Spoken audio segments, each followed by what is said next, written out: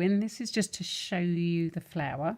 Okay, so I've cast on 42 stitches as per pattern, and then what you need to do is knit the first stitch, and then you're going to start the cast off. So what you in fact do is knit another 2, and you're going to cast off 5.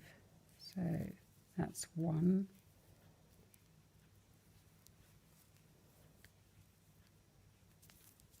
2,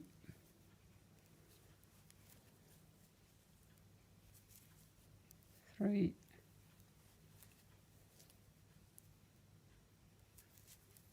4, 5,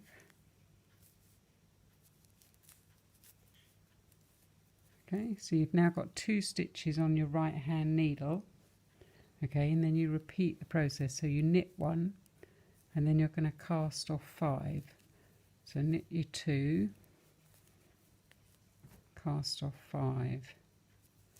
So that's 1,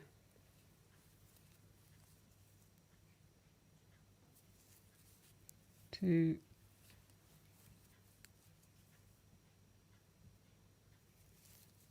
3, 4, 5.